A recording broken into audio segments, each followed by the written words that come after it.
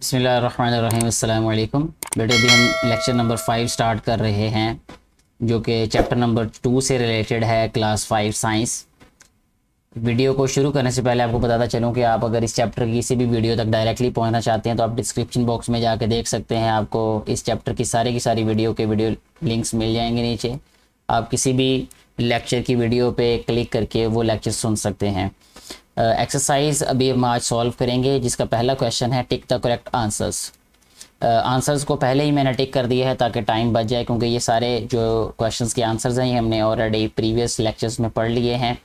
सबसे पहला जो एमसीक्यू है वो है mushrooms belong to which group. Fungi group से ये बिलोंग करता है, तो यहाँ पे हमने फंजाई को टिक कर दिया है।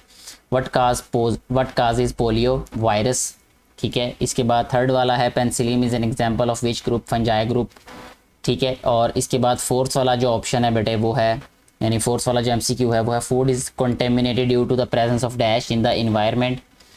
फूड जो है वो इन्वायरमेंट में किस चीज़ की प्रेजेंस से होता है, कंटेमिनेट होता है, वो माइक्रो ऑर्गेनिजम्स की वजह से। Which one of the following is not a micro organism, art जो है वो माइक्रो ऑर्गेनिज्म नहीं है, बाकी सारे माइक्रो ऑर्गेनिजम्स हैं।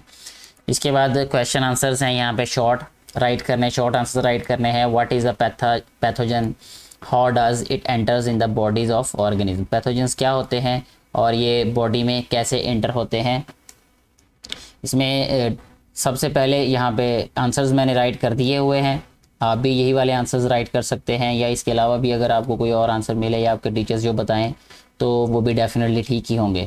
Disease causing micro organisms are called pathogens, they enter through air, water, food and animals. ये वाली चीज़ें भी ऑलरेडी हमने डिस्कस की हुई हैं लेसन में, लेकिन मैंने यहाँ पे इसको शॉर्टली लिखना मुनासिब समझा है कि ये एक लाइन में इसका आंसर राइट किया जा सकता है कि यानी वो ऑर्गेनिजम्स जो कि डिजीज़ की वजह बनते हैं उनको पैथोजेंस कहते हैं, और ये हवा, पानी, खुराक और जानवरों के ज़रिए जो है वो दाखिल हो सकते हैं, ठीक है जी। इसके बाद है why are some bacteria and fungi called decompose. कुछ फंजाई एंड बैक्टीरिया क्यों डिकम्पोजर्स कहलाते हैं, क्योंकि वो डिकम्पोज करते हैं बॉडीज़ को, ठीक है। Because they change dead bodies into simple components, क्योंकि वो डेड बॉडीज़ को सिंपल कंपोनेंट्स में चेंज कर देते हैं, that's why they are called decomposers. इसके बाद बेटा जो थर्ड वाला इसका शॉर्ट क्वेश्चन है, उन्होंने कहा write two benefits and two harmful effects of bacteria. Bacteria के 2 फ़ायदे और 2 नुकसानात लिखें। ये आप प्रीवियस अगर आपके पास बुक है अभी इस वक्त तो आप बुक में प्रीवियस पेजेस पे जाके देख सकते हैं, आपको उनके फ़ायदे और नुकसानात जो हमने लेक्चर्स में भी कवर किए हुए हैं, आप वहाँ से कोई से भी फ़ायदे 2 लिख दें और तो कोई से भी 2 नुकसानात लिख सकते हैं। How does the micro organism yeast work to soften and rise dough of flour. ये कैसे उसको सॉफ्ट करता है और कैसे राइज करता है जो डो होती है उसको। कहता when a small amount of yeast is added, जब छोटी सी यीस्ट जो है वो ऐड की जाती है आटे में, in the presence of micro organisms it helps to make dough soften and rise. तो ये उसको जो है वो सॉफ्ट कर देता है, ठीक है, और उसको राइज करता है। अच्छा, इसके बाद नेक्स्ट है how does a mosquito transmit disease. ये हमने पढ़ा हुआ है उस टॉपिक में जिसमें ट्रांसमिशन होती है एनिमल्स के थ्रू, ठीक है। उस टॉपिक में इसका आंसर लिखा हुआ है, यहाँ लिखा है सी प्रीवियस लेक्चर्स, यहाँ प्रीवियस लेक्चर्स पढ़ सकते हैं आप। और इसके अलावा मैं आपको यहाँ पे एक नज़र दिखा भी देता हूँ। ये पेज नंबर 26 पे बेटे आप देख सकते हैं, यहाँ पे लिखा है एनिमल बॉर्न डिजीज़। इसमें लिखा हुआ है when mosquito bites and sucks blood of patient of malaria और dengue it takes pathogens from patient, when it bites a healthy person it transmit those pathogens into him. तो ये वाला answer है इसका, तो ये आप यही वाला आंसर राइट कर सकते हो जो भी मैंने आपको रीड करके बताया है, ठीक है। इस तरह जो मॉस्किटो है वो ट्रांसमिट करता है डिजीज़ को। इसके बाद अगर हम नेक्स्ट क्वेश्चन की बात करें, क्वेश्चन नंबर 3 की, तो ये है constructed response question. The soil of forest of hot climate is always hot and moist. अब यहाँ पे हमें बताया गया है कि जो फॉरेस्ट होते हैं हॉट क्लाइमेट वाले, यानी गर्म जिसकी आबो हवा होती है, वो हमेशा गर्म रहते हैं और मॉइस्ट रहते हैं, यानी नमी वाले रहते हैं। Where as the soil of forest of cold climate, ठंडे क्लाइमेट यानी ठंडे इलाकों में जो फॉरेस्ट होते हैं वो कोल्ड और ड्राई रहते हैं। Out of these 2 areas where the decomposition of fallen leaves will happen. जो गिरे हुए पत्ते जो हैं उनकी डीकम्पोजिशन किस में ज़्यादा तेज़ी से होगी, यानी किन इलाकों में, किन जगहों पर जो पत्ते हैं वो जल्दी डीकम्पोज आते हैं, ये इसको एक्सप्लेन करना है। तो ये यहाँ पे मैंने रेफरेंस यहाँ पे राइट भी कर दिया है कि पेज नंबर 24 पे लाइन नंबर 4 में ये इसका आंसर है। तो यहाँ पे अभी हम पेज नंबर 24 और लाइन नंबर 4 में जाके देख लेते हैं, हमें इसका आंसर मिल जाएगा। ये देखें यहाँ पे लिखा हुआ है the rate of decomposition increase with increase in temperature humidity.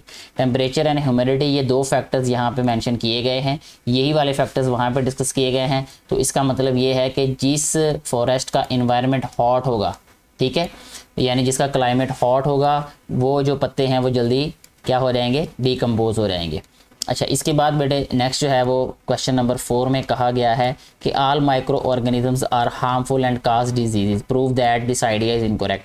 क्योंकि सारे के सारे माइक्रो ऑर्गेनिजम्स नुकसानदेह नहीं होते, हेल्पफुल भी होते हैं। यहाँ पे प्रीवियस टॉपिक्स में आप लोग देख सकते हैं जाके कि माइक्रो ऑर्गेनिजम्स के फ़ायदे, ये देखिए useful role of micro organism in daily life. तो हम यहाँ पे लिख सकते हैं कि ये क्लीनिंग में यूज़ होते हैं, क्लीनिंग के लिए ये हेल्प आउट करते हैं, फूड आइटम्स की मेकिंग में ये हेल्पफुल होते हैं और मेडिसिन्स को बनाने में हेल्प आउट होते हैं। इसलिए हम कह सकते हैं कि सारे के सारे जो माइक्रो ऑर्गेनिजम्स हैं ये नुकसानदेह नहीं होते।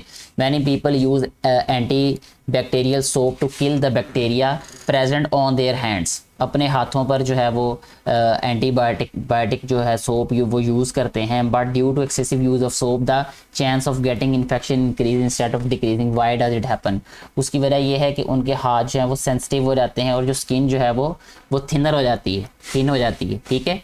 तो इस वजह से बेटे, तो बजाय इसके कि वो एंटीबायोटिक जो है वो ज़्यादा पॉजिटिवली परफॉर्म करे, उनके हाथों को फिर वो नुकसान देना शुरू कर देता है। इसलिए बहुत ज़्यादा इस्तेमाल नहीं करना चाहिए एंटीबायोटिक, एंटीबैक्टीरियल जो सोप होते हैं उनका भी, क्योंकि इससे फिर स्किन जो है वो सेंसिटिव हो जाती है और उससे फिर इंसान को नुकसान हो सकता है।